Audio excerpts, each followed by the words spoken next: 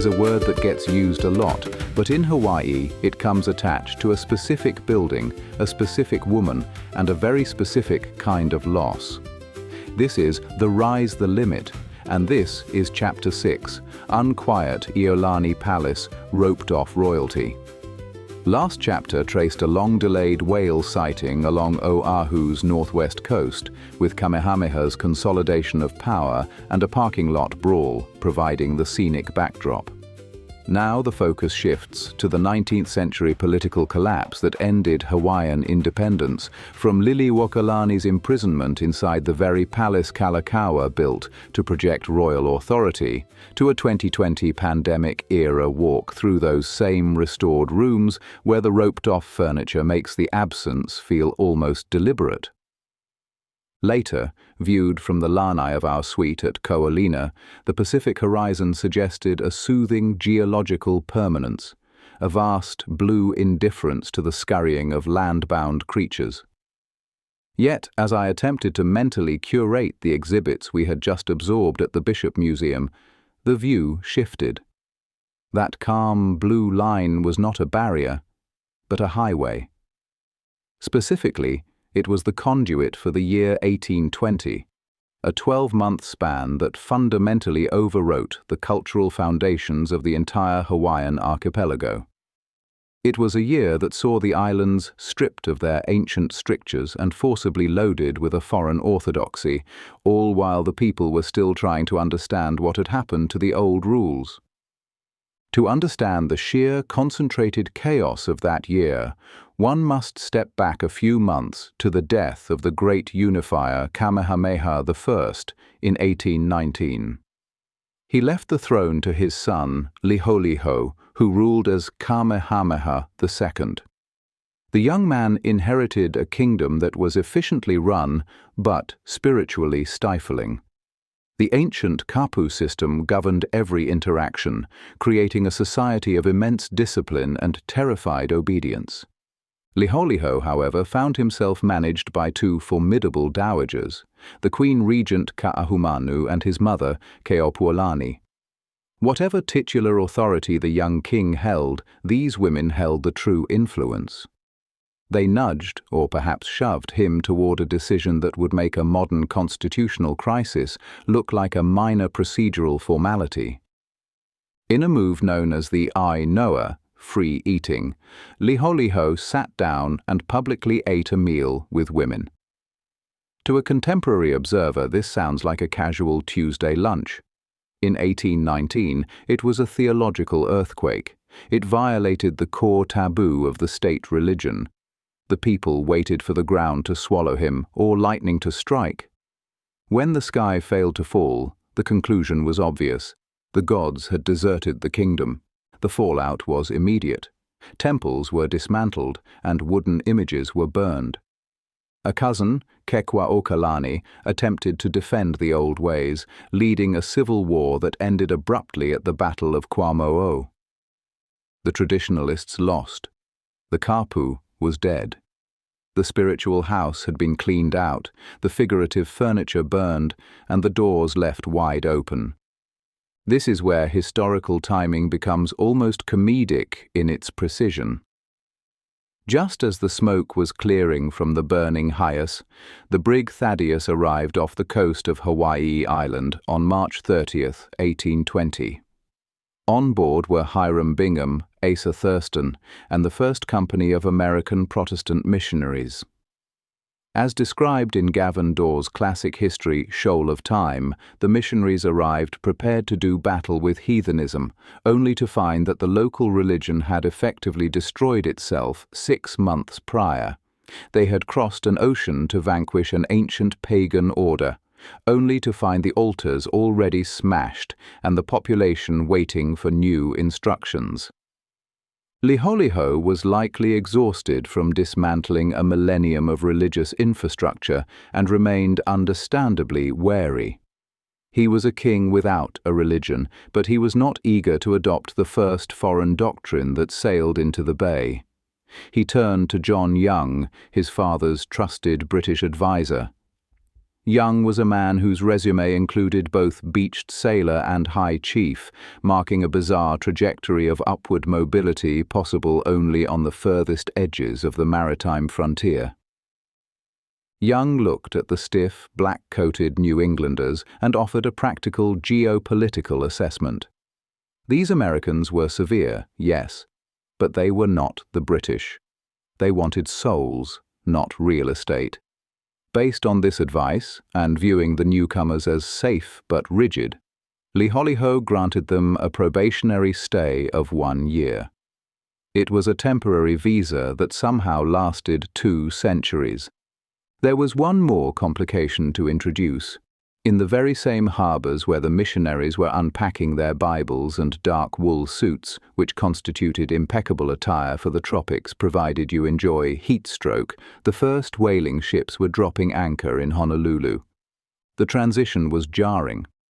The islands shifted from the local provisioning trade of Kamehameha I's era to the industrial scale of the Pacific whaling fleet. Now the kingdom had to contend with 2 invading forces simultaneously. The missionaries brought a strict moral code and a desire to ban almost everything pleasurable. The whalers arrived with an insatiable need for rum, women, and the freedom to ignore all codes completely. It was a setup for a cultural friction that would grind on for decades, a clash of sacred and profane initiated in a single calendar year. As afternoon clouds began to obscure the horizon, I considered the strange legacy of that pivot point. A king had destroyed the foundation of his own authority, only to have a new one imported on a probationary basis, all while the rough maritime trade kicked at the back door. Hawaii, missionary zeal meets island reckoning. That probationary visa effectively opened the drawbridge to a cultural siege, shifting the narrative of the islands into a complicated dance of foreign influence. To visualize this specific era of spiritual friction, where bleak New England Puritanism collided with the aloha spirit, I embarked upon a formidable quest of endurance. I decided to watch the 1966 film Hawaii. This is not merely a movie, it is a cinematic leviathan, a roadshow production of such staggering length and cost that surviving its runtime feels less like entertainment and more like completing a graduate seminar in mid-century Hollywood hubris. The film is a fascinating, if slightly delirious, product of its time, released exactly 1 year after The Sound of Music, a timing detail that creates an inescapable cognitive dissonance for the viewer. It plays strange tricks on the brain. One moment, a viewer might expect Julie Andrews to solve a geopolitical crisis with a guitar and a spunky attitude, only to realize she has been cast as Jerusha Bromley Hale, the suffering wife of a joyless zealot, purely to lend star power to a story about misery. The plot adapts the missionary section of James Michener's Doorstopper novel and centers heavily on the Reverend Abner Hale. For this role, the casting director evidently looked at the sun-drenched vibrancy of the tropics and decided the atmosphere called for Max von Sydow, an actor best known for embodying the crushing silence of God in Ingmar Bergman's Swedish existentialist nightmares. Watching von Sydow's Abner Hale attempt to impose rigid dogma upon the Hawaiian alii is a bizarre, deeply uncomfortable spectacle, made even stranger by the presence of a pre-fame Gene Hackman. Seeing Hackman play Dr. John Whipple, a physician who eventually abandons the church to practice medicine and integrate with the locals, is like spotting a time traveler who has not yet realized he is destined for the French Connection. Visually, at least, the film remains spectacular. The production utilized the dramatic, untouched scenery of Kauai, specifically the Napali coast and Waimea Canyon, to stand in for the islands of the 1820s. Meanwhile, the Waianae coast of Oʻahu hosted the massive physical sets for the mission church and the fledgling Lahaina settlement. The production's commitment to raw scale was absolute, yet the result remains a chaotic mix of brilliance and fundamental blindness. While the narrative ostensibly covers the confrontation between two cultures, the camera lens stays undeniably anchored on the white interlopers. The indigenous experience is largely relegated to the background, save for one monumental exception. Jocelyn Lagarde, a Tahitian woman who had never acted before, was cast as the Alii Nui Malama. She is the only Polynesian actor with a major speaking role in a film titled Hawaii, and she effortlessly steals every scene from her classically trained co-stars, earning an Academy Award nomination for her trouble. Despite this localized triumph, the movie has mostly been deleted from cultural memory. You will not find it streaming anywhere convenient. This quiet erasure plausibly suggests the film hit theaters just as the 1960s counterculture began to actively reject the very notion of the civilizing mission it portrayed. I emerged from the 3-hour screening having witnessed a strange, crystallized version of the past. It was a massive, desperately expensive retelling of history that somehow managed to feel both epic and claustrophobic. My journey through this celluloid interpretation of the missionary period ultimately led me to a whispered truth about the nature of historical memory and the limits of storytelling. The most expensive lies are often the ones we tell ourselves to make the history books easier to read. The real, stubborn past refuses to fit neatly into a 3-act structure. Outside that Hollywood frame, King Liliʻuokalani could not resolve his kingdom's escalating pressures with a tidy script, a chaotic reality that would soon force the young monarch to seek diplomatic stability across a very real ocean. Measles stole Hawaii's crown in London. The stiff, cinematic collision between New England dourness and Pacific royalty in that 1966 epic paints a flattened picture of a history that is far stranger and decidedly more tragic than anything Hollywood scripted. Expanding the timeline past the movie's frame reveals a grim paradox. A young monarch's bold bid to prove his kingdom's modern vitality became the precise mechanism that exposed its mortal vulnerability to the West. While the film anchors its drama on American missionaries arriving in the islands, the real turning point for their localized influence happened on the other side of the world, in a foggy London unprepared for a royal visit that would end in medical catastrophe. In late 1823, King Kamehameha II, known as Liliʻuokalani, launched a diplomatic odyssey of Homeric proportions. Having already navigated the violent abolition of the traditional religious order at home, the young king sailed for Britain to meet King George IV. His goal was to secure diplomatic recognition that would lock in Hawaiian sovereignty amid escalating colonial ambitions in the Pacific. It was a vibes-based mission of the highest order, a grand tour designed to prove to European powers that his kingdom was stable, open for commerce, and fully capable of operating as an equal on the global stage. The royal party arrived in London in early 1824, and for a brief window they were the absolute toast of society. The Hayter family painted their portraits, which were rapidly reproduced as lithographs that fixed the image of a reforming regal court in the British imagination. Then Georgian civic pride intervened. Whenever a visiting delegation agrees to tour a crowded public institution to admire the benevolence of foreign social policy, that sprawling charitable facility invariably fulfills a darker cosmic irony by introducing naive immune systems to a microscopic killer. On a visit to the Royal Military Asylum, a school for soldiers' children intended to demonstrate British institutional order, the Hawaiian delegation caught the measles. What was a routine childhood annoyance to a Londoner proved to be a biological weapon to the Hawaiians. Queen Kamamalu succumbed on July 8, 1824, and the king followed her 6 days later. The grand audience with George IV never happened. Instead, the curious public filed past their coffins as they lay in state, a tragic spectacle before the bodies were temporarily deposited in the crypt of St. Martin in the Fields. Pedestrians still walk past that spot today, mostly unaware that it once held the future of the Pacific.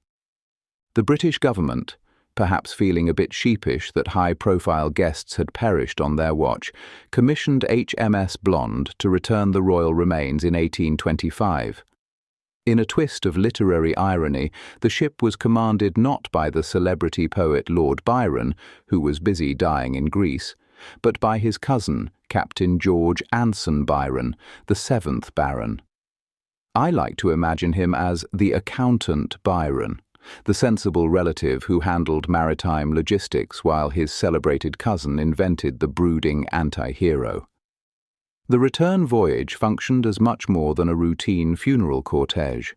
Acting as avid naturalists, the ship's officers meticulously produced charts, botanical journals, and ethnographic notes that scholars still mine today, effectively turning a state tragedy into an opportunistic science fair. When HMS Blonde reached Honolulu on May 6, 1825, the resulting funeral procession was a surreal fusion of cultures, blending Anglican gloom with traditional Hawaiian grief. The political consequences were dangerously sharp. With Liliʻuokalani gone, the chiefly council named his younger brother, Kamehameha III, as successor. The appointment cemented a system of hereditary succession that the Hawaiian leadership hoped would calm the nerves of foreign traders. Yet, in the absence of the strong-willed Kamehameha II, the missionaries, those stern Max von Sydow types from the celluloid adaptation, quietly expanded their influence, stepping into the vacuum to help steer the regency. Can we say that a simple school visit in London did more to shape the fate of the Hawaiian Kingdom than any gathered army or signed treaty? Kamehameha III and Hawaii's sovereignty shuffle. The gloom surely lingered in the humid air long after HMS Blonde cleared the horizon, leaving the kingdom's grief to settle into the volcanic dust. Standing on the leeward coast of Oʻahu today, wiping salt spray from my brow with an entirely unregal forearm, it is easy to imagine the political vacuum left by that sudden medical tragedy in London. The crown abruptly passed to Liliʻuokalani's younger brother, Kamehameha III. Born Kauikeaouli, he was an adolescent who probably preferred being a teenager over acting as the architect of a nation's survival. His reign from 1825 to 1854 required a frantic renovation of the state, performed while imperial neighbors were actively testing the locks on the doors. Kauikeaouli understood that survival in a globalizing Pacific required transitioning from absolute monarchy to a constitutional government. He fought colonial ambition with bureaucratic paperwork. By adopting Western legal frameworks, he deployed a strategy designed to force foreign powers to recognize the kingdom as a peer. In the 19th century, political civilization was an exclusive club you joined primarily to stop the other members from stealing your wallet. He promulgated the Declaration of Rights in 1839, followed by the Constitution of 1840, voluntarily surrendering his absolute power to share it with a legislature and a judiciary. He pushed further. His 1852 Constitution explicitly banned slavery, declaring that slavery shall under no circumstances whatever be tolerated, and that any enslaved person entering the kingdom became immediately free. This aligned Hawaii with Atlantic abolitionist norms while drawing a sharp contrast with the United States. It created a rather pointed historical irony, featuring a small Pacific monarchy essentially lecturing the Americans on the definition of freedom. Following this legal restructuring, envoys Timoteo Ha'alilio and the bicultural advisor William Richards secured the Anglo-Franco Proclamation of 1843. Britain and France formally recognized Hawaii's independence, resulting in a diplomatic force field built entirely out of parchment. The king also oversaw the Great Mahele in 1848, a massive division of territory that transitioned Hawaii from communal stewardship to fee simple property. Missionaries pushed private land ownership as a mechanism for Christian thrift, but the alii attempted to draft a hybrid system. They adopted Western titles while insisting on retaining native usage rights for water, gathering, and transit within the new laws. Their objective was to secure land titles against foreign takeover while protecting commoners. Yet the process ultimately disadvantaged the Maka Ainana, proving that even the most protective intentions can be dismantled by complex fine print.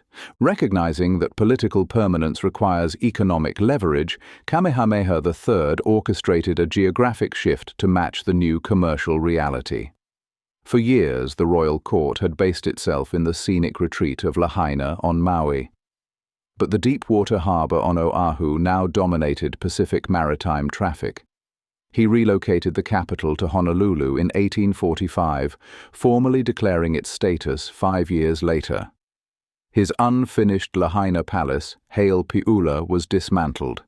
Its stones were then repurposed to construct the old Lahaina courthouse, a rare instance of government recycling that actually accomplished something physical.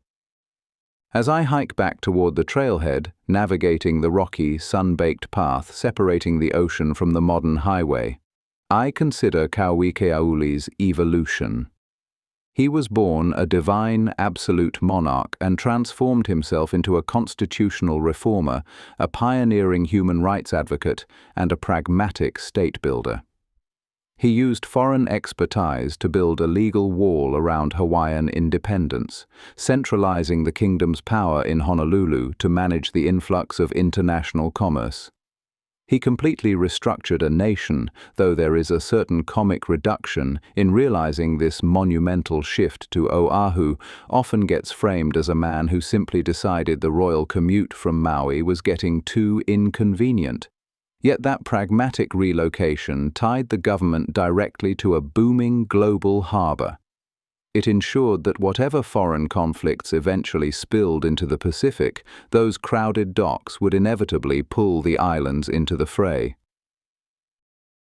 Hawaii, neutral crown, Civil War crosscurrents. Kamehameha, the third's constitutional fortress of printed laws and anti-slavery clauses, had successfully shielded the archipelago from European conquest. Yet his successor, King Kamehameha IV, soon discovered that meticulously crafted neutrality could not stop the violence of the American Civil War from sailing straight into his most profitable harbors. Following his predecessor's careful diplomatic boundary drawing, Kamehameha IV issued an official proclamation on August 26, 1861. The document firmly barred Hawaiian subjects from engaging in privateering for either the Union or the Confederacy. It was a perfectly rational legal position that unfortunately ran aggressively counter to reality, considering the kingdom's entire economic machinery rested on American merchants, sugar exports, and Yankee whaling fleets taking on provisions in Honolulu and Lahaina. Maintaining absolute impartiality was a highly theoretical concept for an island nation whose ledger books openly favored the North. Despite the royal decree forbidding it, local participation proved inevitable. Through the Hawaii Sons of the Civil War project, researcher Nanette Napoleon and others have identified around 100 men with ties to Hawaii who participated in the war, many of whom were native Hawaiian. The most thoroughly documented veteran was J.R. Kealoha. He enlisted as a private in the 41st United States Colored Infantry, a segregated Union regiment.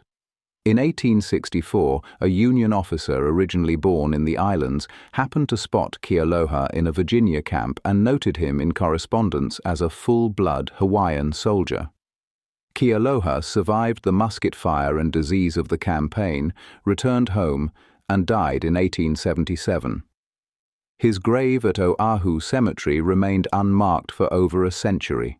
Local historians finally tracked down the plot and installed a proper headstone, eventually supplemented by a broader memorial plaque placed at the National Memorial Cemetery of the Pacific to honor all of Hawaii's Civil War veterans.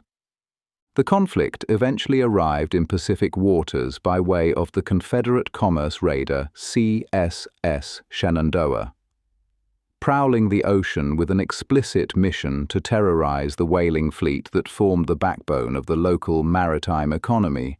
The ship brought the Atlantic War to the Pacific Plate. Because sailing dispatches moved at a remarkably sluggish pace, the Shenandoah continued happily setting fire to ships long after the Confederacy had collapsed at Appomattox. The crew only learned definitively that the war had ended from the British bark Barracuda on August 3, 1865. Months prior to that realization, during a raid on April 1, 1865 at Pohnpei, the Confederate crew captured and burned 4 whaling vessels. Among the ashes was the Harvest, a ship flying the flag of the Hawaiian Kingdom and tied to the Honolulu-based firm H. Hackfeld and Company. Confederate Captain James Waddell simply decided the vessel was secretly American and torched it anyway. This created a convoluted diplomatic mess that would spark decades of legal claims by the Hawaiian owners. International maritime law rarely survives an armed presumption. In a final twist of involuntary naval service, native Hawaiians also found themselves wearing grey uniforms. By late May 1865, the Shenandoah had pushed into the freezing sea of Okhotsk, where it captured the New Bedford whaling bark Abigail. Following the seizure, 10 native Hawaiian sailors from the Abigail were brought onto the Shenandoah. Historical sources note they were likely forced to enlist in the Confederate Navy under armed pressure. These Hawaiian sailors remained trapped aboard the renegade warship as it finished its global voyage. They finally sailed into Liverpool, England, where the ship surrendered in November 1865. Forced to cross an icy world on behalf of a dead rebellion, they disembarked in a freezing dockyard, having technically outlasted the Confederacy itself. Kalakaua, courthouse riot, and a kingdom adrift. While native Hawaiian sailors stranded on the captured whaling bark Abigail shivered in a freezing English dockyard in the winter of 1865, the Honolulu they had left behind was fighting its own quiet war for survival. The official portraiture of the Hawaiian monarchy during the mid-19th century presents a facade of stiff Victorian propriety. The gold braid, heavy epaulets, and elaborate whiskers suggest a stable surplus of dignified testosterone. Look carefully into the internal machinery of the era following the 1854 death of Kamehameha III, however, and you find gears grinding against the terrifying friction of a demographic freefall. The government was locked in a frantic game of constitutional musical chairs played on the deck of a vessel that was rapidly running out of crew. Alexander Liholiho, reigning as Kamehameha IV, had attempted to navigate American Civil War neutrality, but his domestic crisis was far more acute. Inheriting a kingdom with a dying population, he promptly married Emma Rook, the granddaughter of the British advisor John Young. The union cemented the Young family's integration into the highest tier of the aristocracy, proving that marrying the consultant's kin remains a timeless political strategy. Together, the king and queen executed a spiritual pivot. Feeling that the American Congregationalist missionaries, those dour purveyors of thrift and guilt, had become too heavy-handed, the royal couple founded the Anglican Church of Hawaii. This calculated alignment with Britain traded the austere American pulpit for the pomp of the Church of England, presumably because the British administration possessed better taste in architecture and was not constantly trying to ban hula. When Alexander died without an heir, his brother Lot Kapuaiwa took the crown as Kamehameha V, and the mood immediately shifted from diplomatic maneuvering to authoritarian triage. Lot looked at the liberal 1852 Constitution, decided he cared very little for its democratic flavor, and refused to take the oath. Instead, he promulgated the Constitution of 1864. This new document restored significant muscle to the monarchy while paradoxically keeping the kingdom's fiercely progressive anti-slavery clause intact. Authority legally solidified just as the royal bloodline evaporated. The king's reign was a grim exercise in crisis management. Facing the terrifying spread of Hansen's disease, his government made the harrowing decision in 1866 to establish the isolation settlement at Kalaupapa on Molokai. It was a public health measure of brutal efficiency that permanently scarred the social landscape, tearing thousands of families apart in the name of collective survival. Simultaneously, to keep the agricultural economy from collapsing as the native workforce dwindled, the government relied on the Masters and Servants Act. Courts used this legal framework to enforce agricultural labor contracts with jail time, creating a system that was not slavery, but certainly waved at it from across the street. The dynasty's luck decisively ran out in 1872 when Lot died without naming a successor, leaving the kingdom to a briefly elected monarchy. William Charles Lunalilo won the legislature's vote, reigned for a singular and unfortunate year, and then died. The throne sat vacant once again, setting the stage for the succession crisis of February 12, 1874. The election was a bitter contest between David Kalakaua and Queen Emma, the widow of Kamehameha IV. When the legislature predictably voted for Kalakaua, Emma's supporters held firm to their belief that lineage trumped ballots and violently stormed the Honolulu courthouse. The local police, utterly overwhelmed by the fury of the mob, lost control of the capital. Order was only restored when American and British troops landed from warships in the harbor to suppress the riot. As Kalakaua took the throne amidst the physical wreckage of the courthouse and the ominous shadow of foreign bayonets, the new administration attempted to project an air of calm sovereignty, essentially embodying the dog sitting in the burning room saying, "This is fine." The Merry Monarch, Sovereignty and Strategy of King Kalakaua. Reflecting on that recent unpleasantness at the courthouse, a squalid affair of broken balustrades and bruised egos, I considered how exactly one restores dignity to a crown found lying, metaphorically speaking, in a gutter of civil unrest. The smoke from the riot of 1874 had barely drifted out of Honolulu harbor when David Kalakaua ascended the throne. He faced a task that would have daunted Hercules, had Hercules been required to navigate complex diplomatic protocols rather than simply bludgeoning hydras. The new king, a man of imposing stature and even more imposing mutton chops, looked at the chaos of the previous months, from the brawling supporters of Queen Emma to the humiliating reliance on foreign marines to keep order, and realized the political atmosphere was untenable. He launched an administration that operated less as a traditional government and more as a cultural and technological blitzkrieg. He intended to prove that Hawaii was not merely an agricultural outpost for the West, but a sovereign equal to the great courts of Europe. Quickly dubbed the Merry Monarch, Kalakaua understood that saving a kingdom sometimes requires throwing a very expensive party. He initiated a dual strategy that functioned as a historical pincer movement.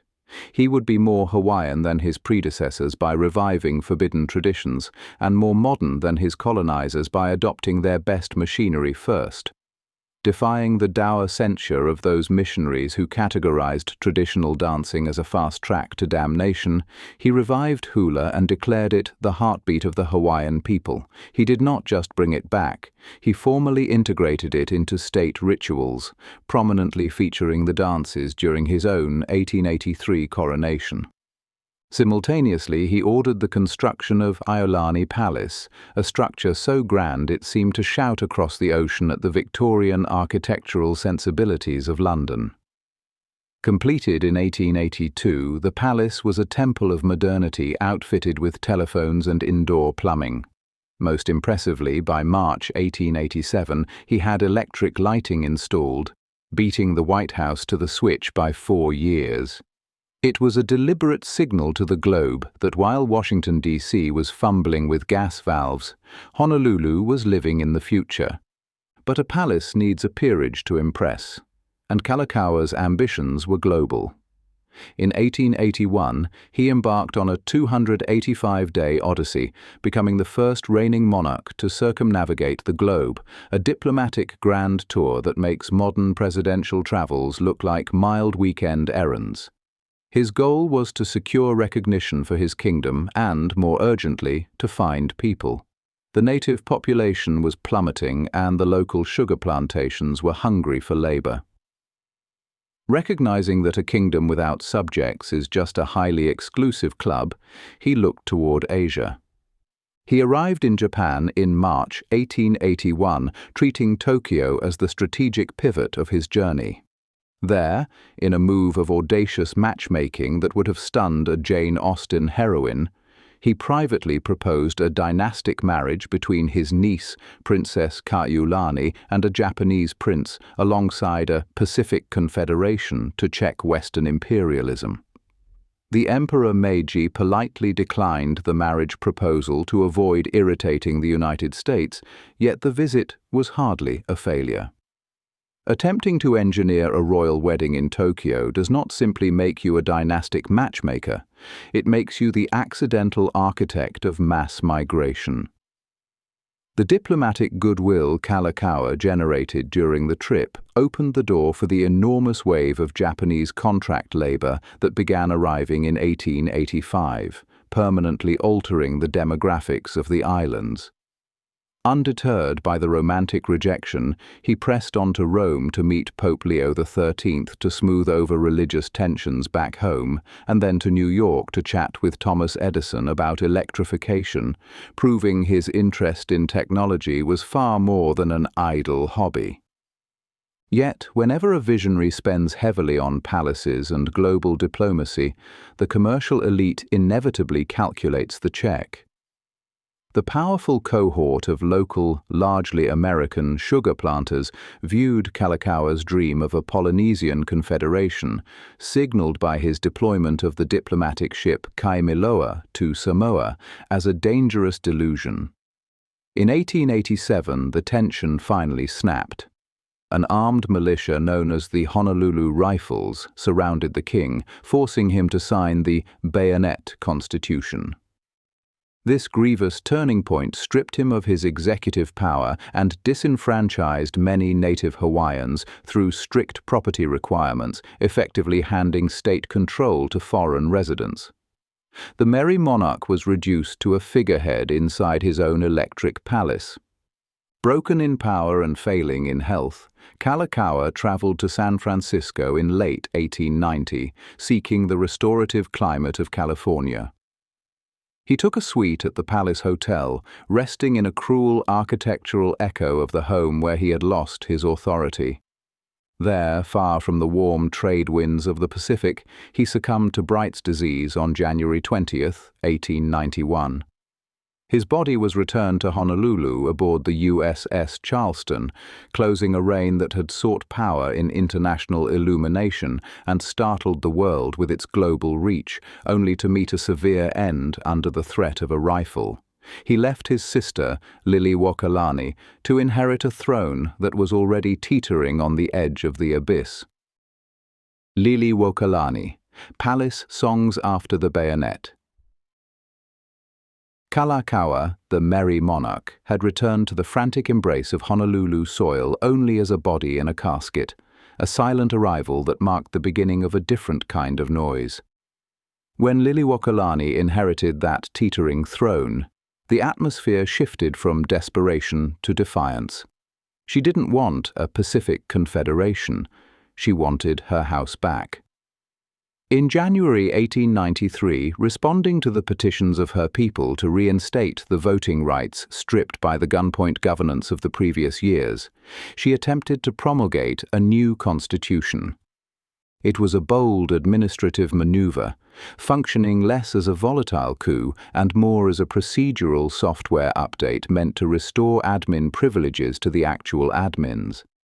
But the mere suggestion of returning indigenous power sent the Seditionary Neighborhood Watch into a frenzy. Backed by United States Marines from the USS Boston, they staged their overthrow. Liliʻuokalani's response was a masterclass in dignity over ballistics. She didn't fight in the streets, knowing the mismatch of firepower would only lead to a massacre of her people. Instead, she surrendered her authority specifically to the United States government, rather than the local insurgents, acting on a touching, if ultimately doomed, faith in international law.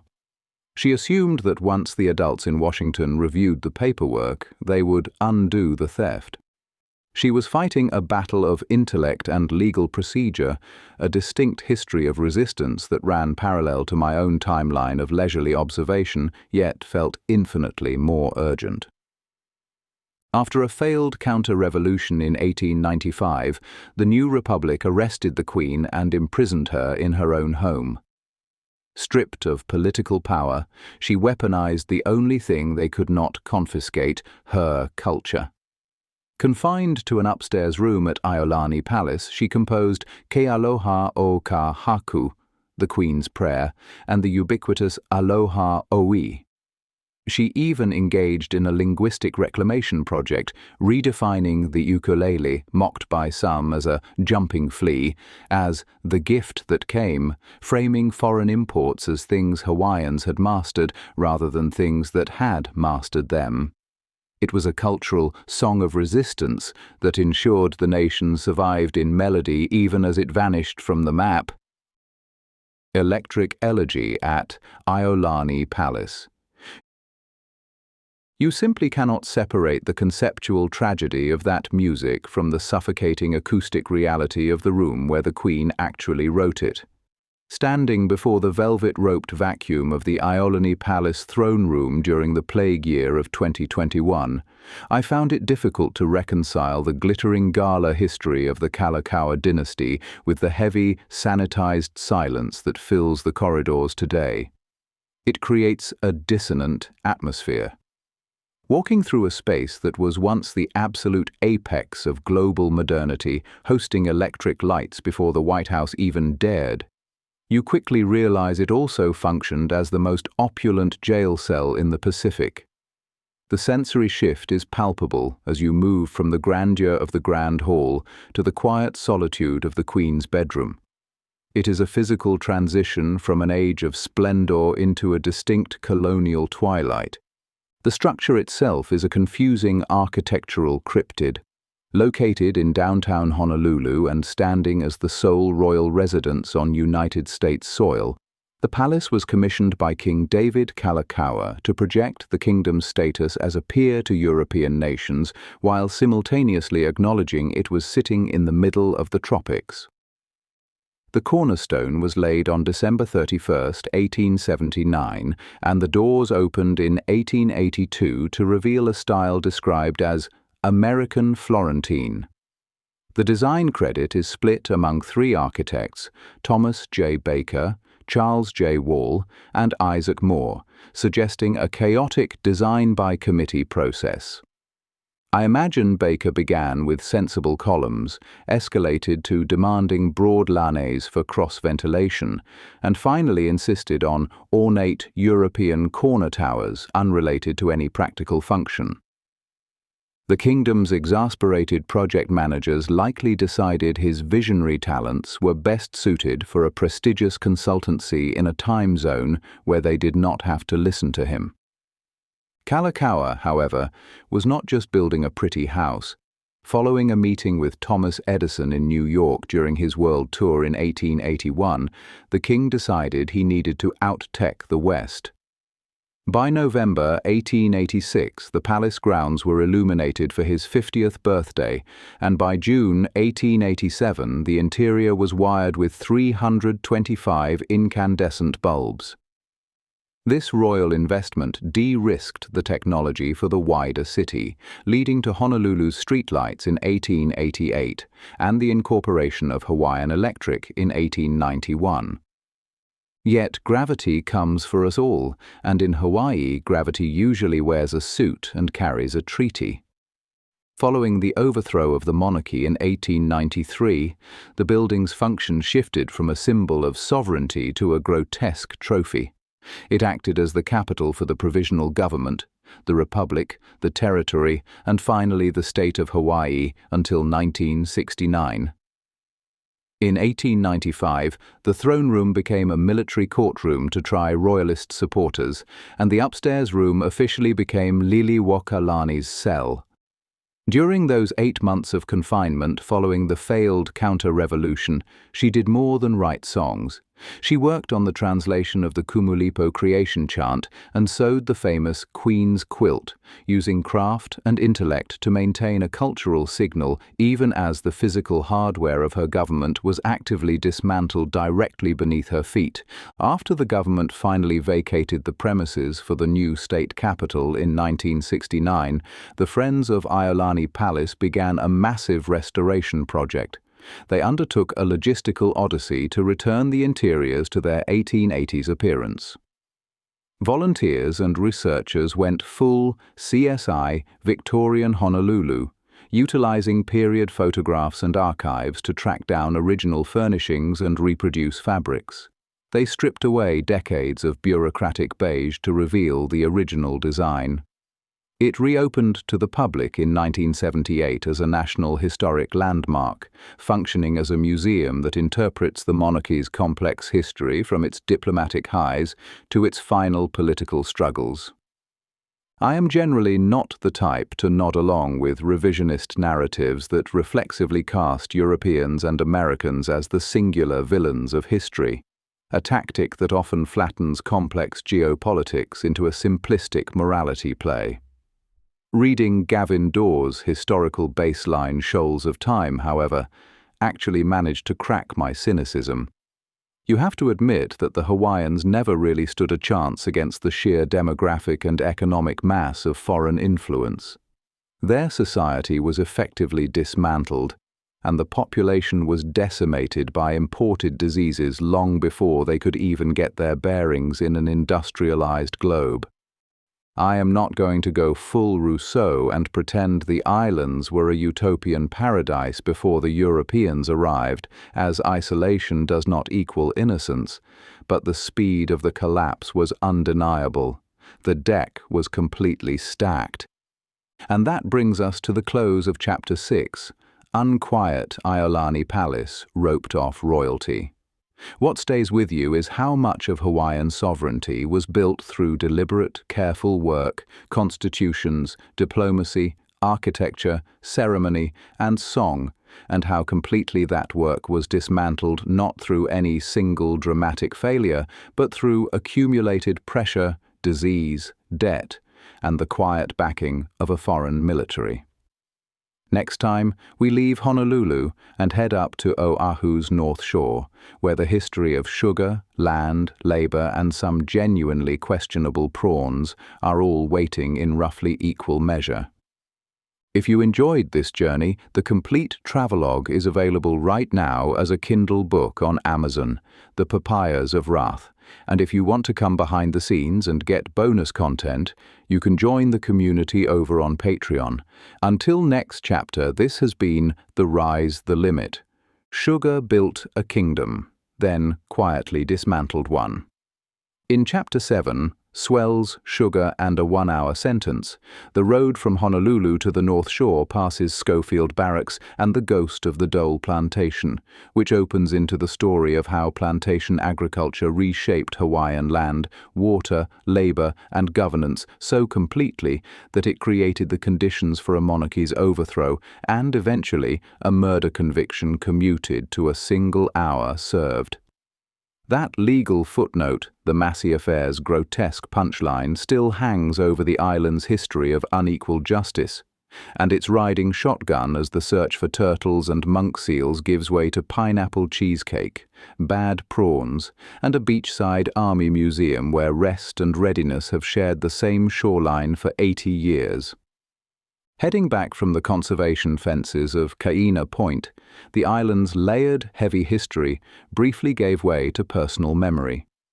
Nostalgia is a highly addictive, unregulated drug.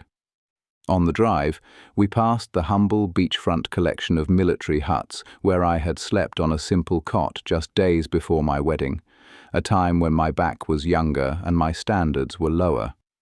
These facilities are decidedly Spartan, yet they sit on coastal land that creates a fascinating paradox. The accommodations are basic, but the real estate they occupy would trade for a GDP-sized ransom were it ever listed on Zillow. That tension between utilitarian infrastructure and premium geography is most extreme in Waikiki at the unique case of Fort de Rusi. When coastal artillery became obsolete against modern warfare, a devastating strategic setback for a facility designed to shoot things from the shore, the Army inadvertently stumbled into the ultimate power move of resort urban planning. By losing its primary function as a coast defense battery in the mid-20th century, the post transformed its irrelevance into its most unassailable asset, open space. While developers relentlessly poured concrete into every square inch of Waikiki, the Army simply held its ground, turning the reservation into a massive park-like green zone in June 1942. It is a flex of green space superiority that no billionaire hotelier can match. The crown jewel of this reservation is the Hale Koa Hotel, an armed forces recreation center that rises as a distinct concrete monolith among the palms. It is a morale, welfare, and recreation facility, which are three nouns that the government rarely strings together without a flowchart. The hotel operates on a strict eligibility matrix, serving those in uniform with a mission statement that emphasizes affordable leisure rather than profit margins. It is the only place in Waikiki where the front desk cares more about your rank than your credit limit. Just a short walk from the unsuspecting sunbathers lies Battery Randolph, a coastal fortification so heavily reinforced that it proved too expensive to demolish. Instead, the Army simply pivoted, turning it into a museum in 1976. The U.S. Army Museum of Hawaii now occupies the gun emplacements, housing exhibits that span the Pacific campaigns. The history here is thickest regarding the Vietnam era. During the conflict, Honolulu became the primary R&R hub for married service members meeting their spouses, a civilized halfway point between the American suburbs and the jungle. In April 1969, the media descended to document the arrival of the millionth serviceman on R&R, a moment that turned a statistic into a story. It reveals a sober reality beneath the postcard sunset. This shoreline was a decompression chamber for 1 million exhausted souls trying to remember what peace felt like before shipping back to the war. We eventually retreated from this heaviness to a lounge area for dinner, where I attempted to lighten the mood by ordering prawns. This was a tactical error of the highest order. Prawns are a binary food. They are either magnificent or they are an unmitigated disaster, and these belong to the latter classification. Detailed excavation work is required to eat them, and in my haste I accidentally consumed a crispy grilled leg. It was a texture that can only be described as deep-fried cockroach, a gastronomic sensory failure that haunts me still. Fortunately, the kitchen redeemed itself. We recovered with pork belly skewers that were chemically perfect and a tuna tataki that performed its duties with honor. The meal concluded with a scoop of rice-flavored ice cream. I expected this to be bland. Instead, it tasted exactly like frozen Crispix cereal. It was a bizarre, milky synthesis of breakfast carbohydrate and dessert technology that was confusingly delicious. It was a fitting end to a day comprising whales, remembered brawls, and highly questionable snacks. North Shore through Hawaii's sugar coup. Lingering resentment toward a treacherous grilled prawn and a bowl of cereal-flavored ice cream is often cited as the primary cause of morning sluggishness. But I prefer to attribute my delayed start to the nebulous concept of imperial time, which unfairly dictates that the sun must rise before I am emotionally prepared to perceive it. Having survived the culinary battleground of the hotel lounge, we embarked upon a grand, long-overdue crusade to the North Shore. It is a matter of profound diplomatic embarrassment that we had not yet inspected this coastline, a navigational oversight we intended to rectify by slicing through the interior of Oʻahu.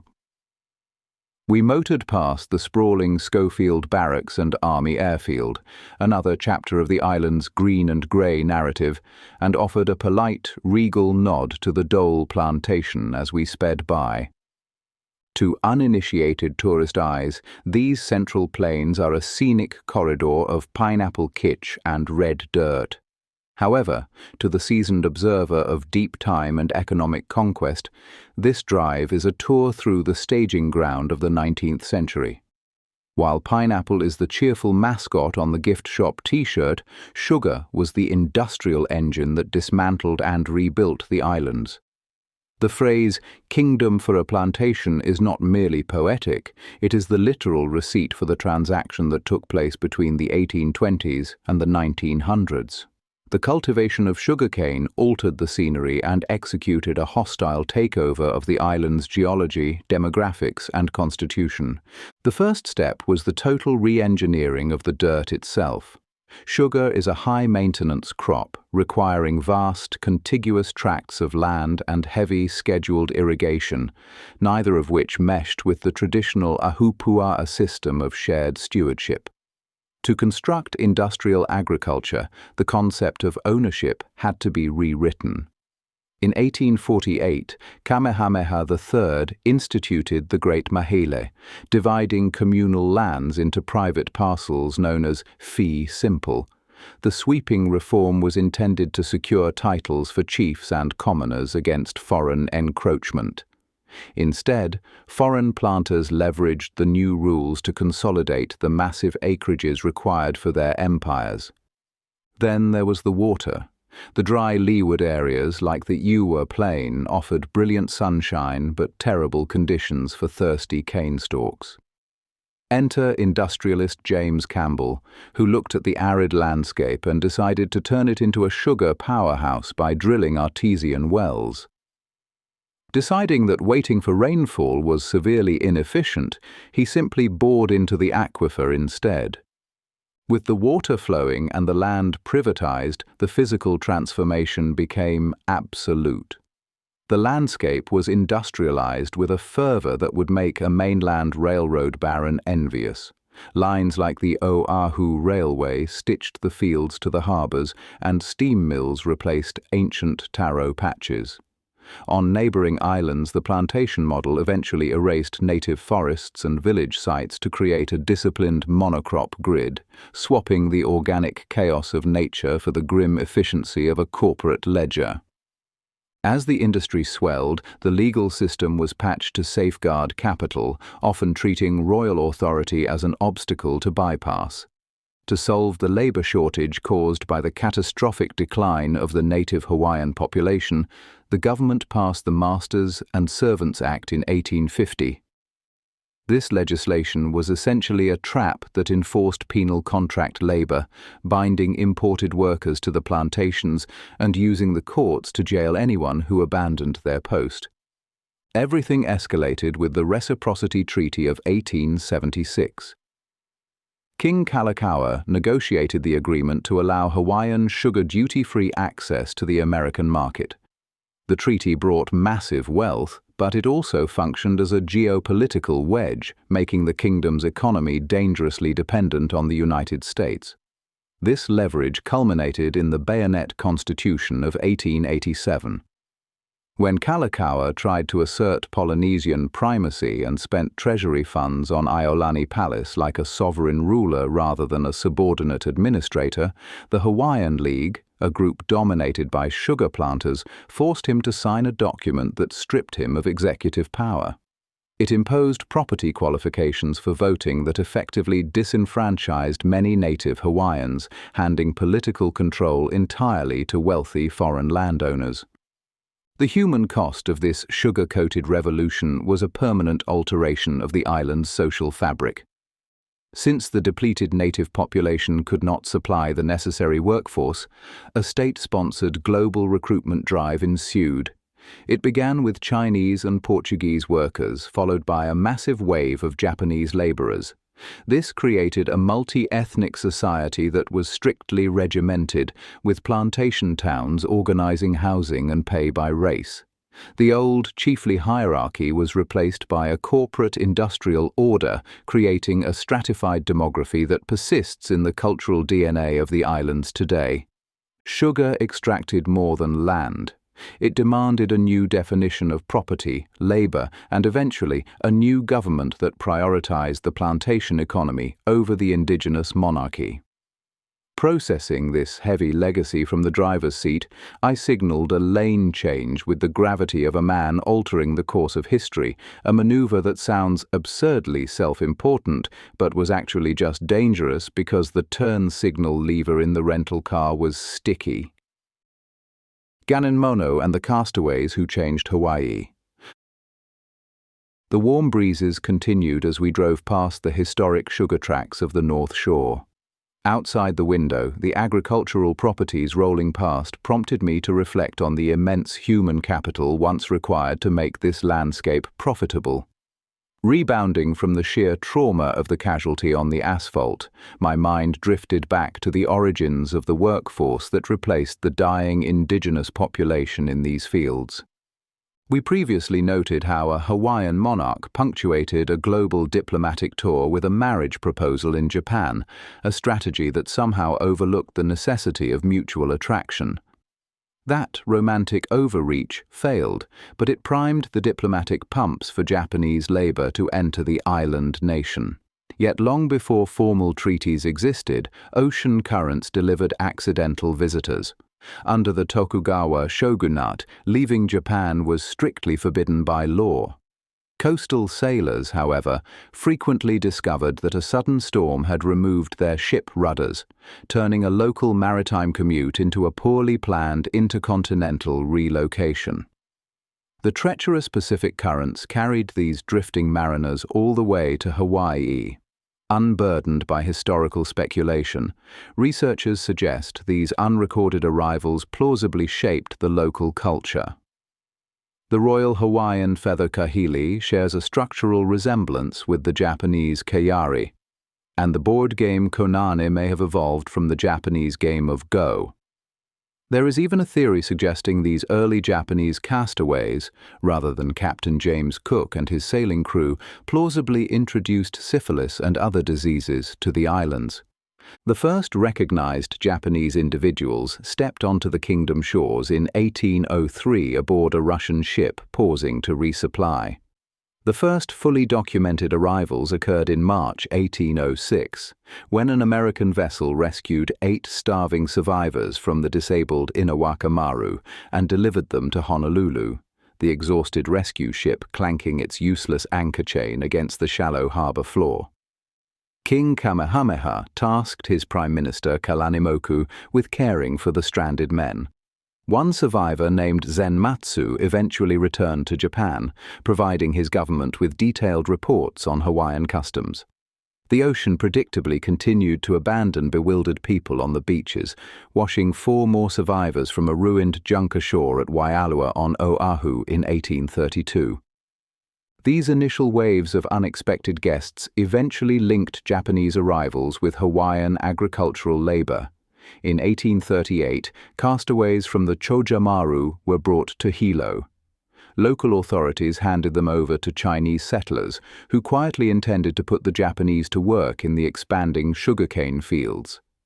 The castaways briefly attempted manual labor in the cane fields of Lahaina on Maui. Finding the tropical heat entirely unbearable, they did what any sensible survivor of a prolonged maritime disaster would do. They quit. They returned promptly to the relative comfort of Honolulu, proving you cannot reasonably expect a man who survives a typhoon to enthusiastically embrace tedious yard work. The transition from rescuing accidental castaways to organizing formal labor pipelines concluded in 1868.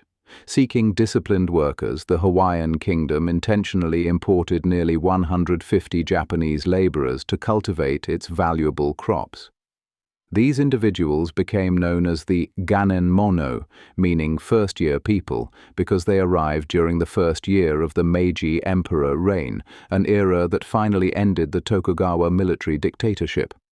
The legacy of those early, battered survivors directly forged this official economic alliance. Eugene Van Reed managed the complex negotiations to bring the Ganen Mono to Hawaii. He possessed the necessary diplomatic access primarily because he was a close friend of Joseph Heiko, a famous former Japanese castaway rescued from the sea in 1851. Accidental tourists occasionally rewrite the entire geopolitical map. Hawaii, between homesteads, strikes, and clippers. With my lane change finally executed despite the sticky signal lever, the highway stretched ahead. We were physically leaving the fallen monarchy behind us, but lost kings linger long in the central plains of Oʻahu. As our rental car hummed past the pineapple fields, the landscape shifted from the tragic grandeur of the overthrown kingdom into the rigid grid of the territorial era. If the 19th century was about stealing the car, the period from 1896 to 1940 was about repainting it red, white, and blue, then aggressively insisting it had always looked that way. Acting with the heavy hand of a new administrator, the Republic of Hawaii enacted Act 57 in 1896. This legislation mandated English as the sole medium of instruction in public schools, effectively putting the Hawaiian language into a legislative timeout corner for a generation. By the time the Organic Act of 1900 applied United States law to the islands, the cultural hard drive was being methodically overwritten. Prince Jonah Kuhio Kalaniana Ole, a royal heir pivoting to the role of non-voting delegate to Congress, attempted to salvage a piece of the map. He championed the Hawaiian Homes Commission Act in 1921, setting aside 200,000 acres for homesteading. Yet Congress attached a 50% blood quantum requirement to eligibility, a bureaucratic cruelty that treated ancestry with the fractional precision typically reserved for breeding prize poodles. It was a compromise that turned heritage into a math problem governing land rights to this day. Outside the window, the agricultural empire that had replaced traditional taro patches continued to roll by. In 1922, James Dole purchased nearly the entire island of Lanai to build a pineapple utopia. He constructed Lanai City as a model company town where electricity was free, but autonomy was expensive. The Big Five sugar agencies managed the territory with a severity that rivaled feudal fiefdoms, linking the sugar fields of the Ewa Plain to the harbors through lines like the Oʻahu Railway. However, the machine periodically sputtered. Successive labor strikes in 1920, 1924, and 1938 proved that the workforce, composed of Japanese, Filipino, and other immigrant laborers, had little interest in remaining silent cogs and a strong interest in not starving. While industrial labor fought for survival, a new glossy veneer was simultaneously layered onto the islands. The Moana Hotel had opened in Waikik in 1901, establishing a baseline for luxury, and by 1935, a Pan Am Pioneer Clipper touched down at Pearl Harbor, shrinking the formidable Pacific Ocean from a weeks-long voyage to an expensive, multi-day flight. We drove farther toward the North Shore, watching the red dirt give way to dense green vegetation as the coastline finally approached. Even so, passing the sprawling installations of Schofield Barracks earlier had reminded me that the territorial era was shaped by more than just fruit and early tourism. It was defined by an uneasy friction between local residents and a massive military footprint. That tension ultimately snapped during the Massie Affair in the early 1930s, when Thalia Massie, a Navy officer's wife, alleged she was assaulted. The subsequent mistrial of several local men led her husband and mother to kidnap and murder one of the accused, Joseph Kahahawai. The famous Clarence Darrow defended the killers, who were eventually convicted of manslaughter. Yet the territorial governor, bowing to intense Navy pressure, commuted their 10-year sentences to a single hour served in his office. It was a miscarriage of justice so ruthlessly efficient that it barely interrupted lunch, and understanding how it happened requires a closer look back at Honolulu in 1931. Blood and privilege in Honolulu. A closer look at that year reveals a territory attempting to market itself as the glamorous crossroads of the Pacific, a vision codified by the splashdown of the Pan Am Clipper just a few years later, where the social atmosphere was less aloha spirit and more imminent bar fight. While the sugar barons were busy terraforming the islands into a grid of profitable monocrops, a different kind of rot was setting in between the United States Navy and the local population. It was a festering resentment that required only a single spark to detonate the entire fragile arrangement. That spark arrived in September 1931 in the form of Thalia Massie, a Navy lieutenant's wife who stumbled out of a party in Waikak, and later claimed she had been beaten and raped by a group of local men. The police rounded up 5 young men from the working-class Kalihipalama district. Known as the Ala Moana Boys, the group included 2 native Hawaiians, 2 Japanese Americans, and 1 Chinese Hawaiian. The subsequent trial became a disaster of conflicting evidence and alibis that failed to match the timeline, resulting in a hung jury that left the Navy apoplectic and set the terrible events of the following year into motion. To the Navy and Thalia's formidable mother, the socialite Grace Fortescue, a hung jury was apparently a suggestion rather than a legal outcome. Deciding that the judicial system moved too slowly for her taste, Fortescue, along with Thalia's husband Thomas Massie and 2 enlisted sailors, organized the January 1932 kidnapping of Joseph Kahahawai to squeeze a confession out of him. The interrogation, conducted with the subtle touch of a vigilante death squad, ended with Kahahawai being shot and killed. The conspirators were then promptly caught by police while driving the body toward Coco Head, displaying a level of competence in body disposal that neatly rivaled their respect for due process. The fallout brought the aging legal titan Clarence Darrow to the islands and ultimately ended with Governor Lawrence M. Judd buckling under congressional threats to strip Hawaii of its territorial government. We are often told that crime does not pay, but the accountants of justice clearly failed to factor in the exchange rate of aristocratic lineage and naval epaulets. That algebra converted a decade of hard labor for manslaughter into the exactly 1 hour served in the governor's executive office, a sentence likely completed with comfortable seating and a distinct lack of shackles. To sweep up the shattered remains of the territory's reputation afterward, Judd hired the Pinkerton National Detective Agency to review the original rape allegation. The resulting 279-page report was a masterpiece of forensic backtracking, concluding that it was physically impossible for the Ala Moana Boys to have committed the crime, and finding no credible evidence that a rape had occurred as described. The charges against the surviving 4 were permanently dropped, but the damage was absolute. Joseph Kahahawai was dead at 20, and the others drifted into obscurity, bearing the scar of the accusation until the end of their days. Thalia and Thomas divorced. Grace Fortescue was eventually buried in Arlington National Cemetery, resting in a place of honor that remains in stark, silent contrast to the unmarked corners of history reserved for the men she targeted. As the coastal highway spooled out ahead of our rental car, the green vegetation of the North Shore finally approaching, I thought back to a digital file of that Pinkerton summary I had read before our drive.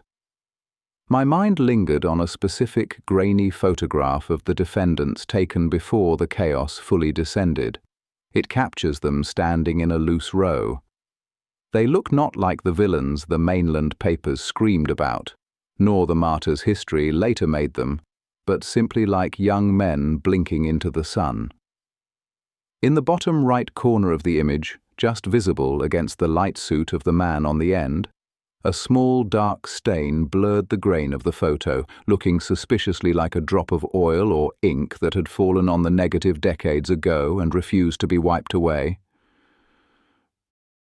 North Shore, no turtles, just pineapple cheesecake. Putting away the digital files and leaving the heavy shadows of the Massie case behind in Honolulu, we sought an escape from the city's moral ambiguities in favor of the uncomplicated brutality of nature. The coastal highway deposited us on the north shore of Oʻahu.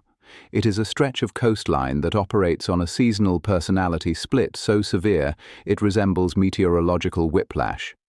In the summer, it is a sleepy rural community where dust motes dance in the light. In the winter, it transforms into the dripping, adrenaline-soaked capital of the global surfing world. I had dragged us out to these specific beaches primarily on a rumor. I was promised turtles. I was promised seals. I viewed this expedition as a biological imperative, a quest to commune with the lazy megafauna of the Pacific. But instead, I found the native inhabitants to be strictly of the neoprene-clad variety. Hundreds of them bobbed in the breaks. The winter winds were whipping up the waves, which is admittedly fantastic for aquatic daredevils, but significantly less ideal for my seal-spotting aspirations. The coastline from Haleiwa to Sunset Beach is known locally as the 7-Mile Miracle. The moniker suggests divine intervention, but it mostly refers to simple bathymetry and violent meteorology. This is the cradle of giants. At Waimea Bay, the prestigious Eddie Aikau Invitational is held only when wave faces consistently reach 20 feet on the Hawaiian scale, which translates to a terrifying 35 to 50 feet for anyone who values an intact rib cage. The event is a rarity, adhering strictly to the whims of the ocean rather than the commercial demands of a television schedule.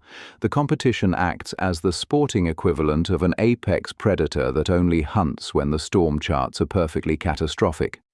Farther up the road, the Banzai Pipeline and Sunset Beach offer hollow tubes and heavy water, terms that sound delightful until you realize they describe a washing machine cycle made of concrete and coral. Before the surf shops began hawking wax and board shorts, sugar was the undisputed monarch here. The Waialua Agricultural Company ran its mill from the 1860s until 1996, its smokestack a soot-stained exclamation point on the landscape.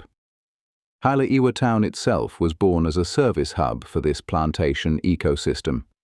It retains that aesthetic today, featuring false front buildings and wide streets that feel like a tropical western set, though the House of the Frigate Bird, the English translation of Haleiwa, now houses more tourist boutiques than actual frigate birds.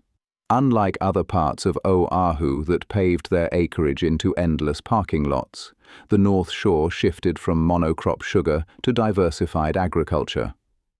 The fields above the coast now sprout coffee and cacao, preserving the rural green belt that keeps the sprawling condo developments at bay. The history beneath this soil extends far deeper than agricultural zoning. It is stratigraphically layered with the sacred and the tragic. Waimea Valley, now a botanical park, was once a corridor of absolute priestly power containing over 70 heiau. It was a place of high religion where the laws of the kapu system were as sharp as the lava rock. Further north at Turtle Beach, the clash between modern development and ancient memory remains visceral. In 2024 and 2025, the resort area became a friction point when archaeological monitors confirmed the presence of iwi kupuna, ancestral remains, within the development footprint. Community groups have since fought to preserve these ancestors in place. It is a stubborn fact of modern Hawaii that the past is never actually past. It is merely resting a few inches beneath the topsoil. Back on the sand, my personal judgment was also failing. We checked Laniakea Beach, historically a working shoreline for fishing and now famous as Turtle Beach. It is managed on a model of restraint, utilizing ropes and volunteers to keep the smartphone-wielding crowds away from the basking green sea turtles and the occasional Hawaiian monk seal. Today, however, the wind had driven the wildlife into the deep. We tried Papailoa Beach, nicknamed Police Beach, a quieter stretch historically favored by off-duty officers and locals wanting to fish without an audience. It was beautiful, desolate, and entirely devoid of the pinnipeds I required. The winter winds continued to whip the waves into a frenzy. The neoprene army in the water found these conditions ecstatic, but I found them personally rude. Defeated by the elements and lacking the blubber to endure the gale, I initiated a tactical retreat. I consoled myself by stopping at a small bakery and ordering a pineapple cheesecake for brunch. As I sat there with fork in hand, watching the sugar legacy and the surf culture collide in a single bite, I realized my great megafauna hunt had yielded precisely 0 seals. The expedition was an absolute failure, but at least I had cake. From sugar mills remaking watersheds to a 1-hour sentence that said everything about where power actually sat, Chapter 7 made clear that the same machinery that built the island's modern economy also built its modern inequities, and that pineapple cheesecake, however consoling, does not quite close that ledger. What's striking is how the day held both ends of that history at once. A shoreline where military rest and civic leisure have been sharing the same patch of sand for over 80 years, and a north shore where winter swells simply outvoted any plans involving turtles. The prawns were a mistake, the pork belly was a correction, and the rice ice cream remains genuinely unresolved. Next chapter, the calendar turns to December 7th, and the question worth sitting with before then is this: how many warnings does it take before a warning actually works? If you enjoyed this journey, the complete travelogue is available right now as a Kindle book on Amazon, The Papayas of Wrath. And if you want to come behind the scenes and get bonus content, you can join the community over on Patreon.